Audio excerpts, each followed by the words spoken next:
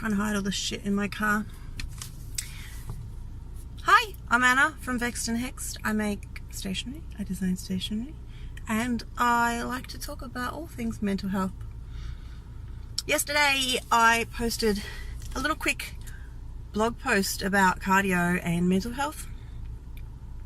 I've often been frustrated that there is no anxiety defibrillator. There is no, your asthma puffer, your Ventolin for anxiety. I want a puffer I can just and be able to not panic anymore. I really don't think that that's too much to ask for.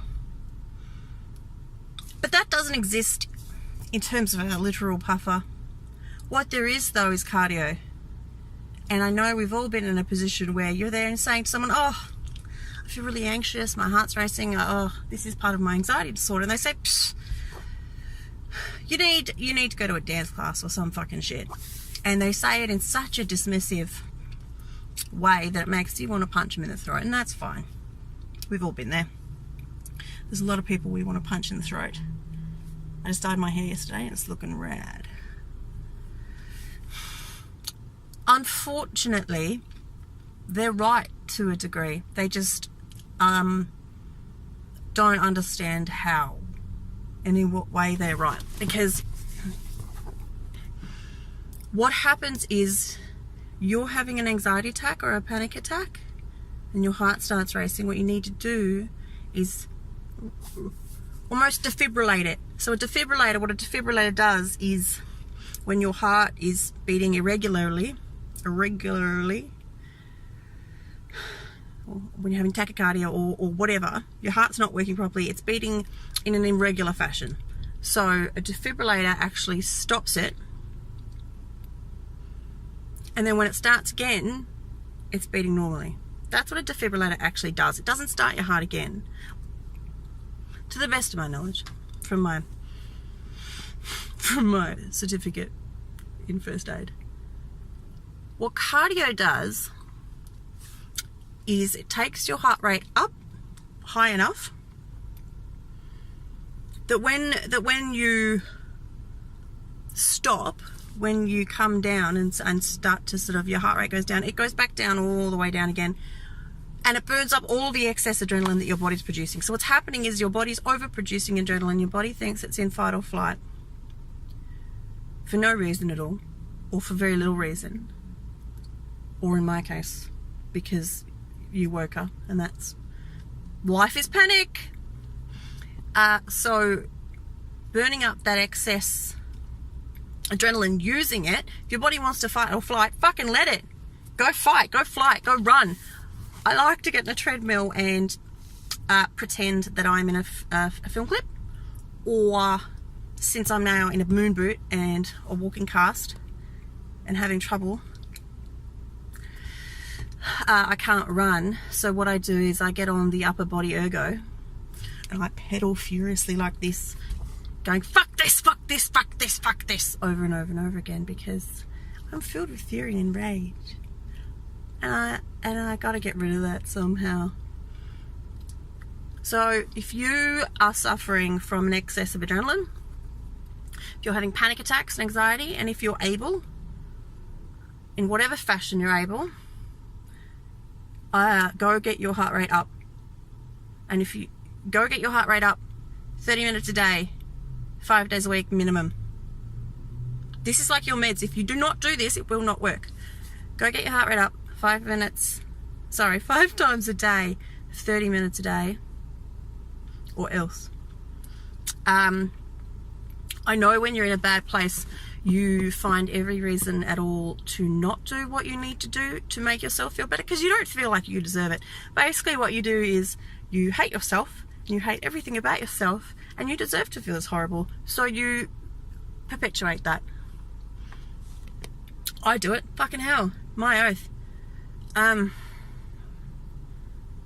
But maybe if you could look at it from a point of view as someone else requiring you to do a thing. Because when you're in that bad place, I know for me, I value other people more than I value myself. So I'll do things for other people so that they don't realise that I'm the fucking dirtbag that I think that I am. It's It's a thing.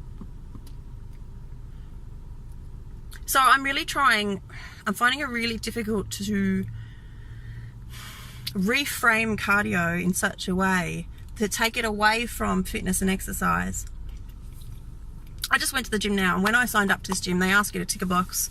They're like, why are you here? You want to improve your physical fitness? And I'm like, I want to improve my mental fitness. I want to improve my mental health. So I had to write mental health and make a little box and then tick the box, because I feel like we don't have any way of framing cardiovascular exercise away from fitness. And I'm really struggling to try and reframe it in that way. And maybe someone has any ideas or suggestions. But cardio is important for your brain health. Yes, and your physical health, but your mental health. It's so important for your mental health.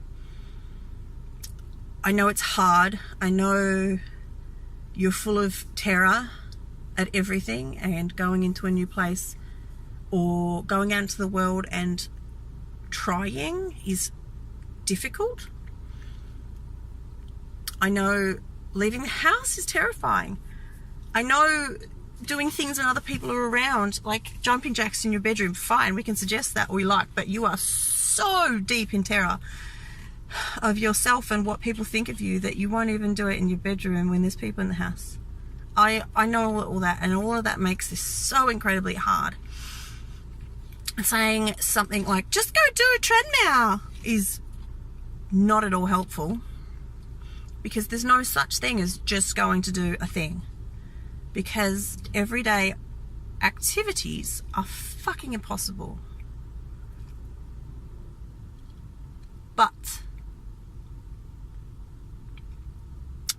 I want you to do this. Your friends and family want you to do this, they just don't know it yet, maybe. Your therapist definitely wants you to do this. Mine told me so.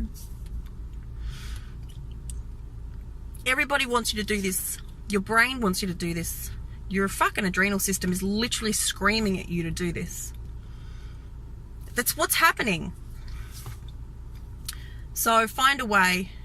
I hope you can find a way to prioritize yourself just for 30 minutes a day. That's all you have to do. Please. Please, please, please. Please. Go to the garage and do jumping jacks. You literally just have to raise your heart rate for 30 minutes a day, 5 days a week. It's so important. Please go do it. Thank you.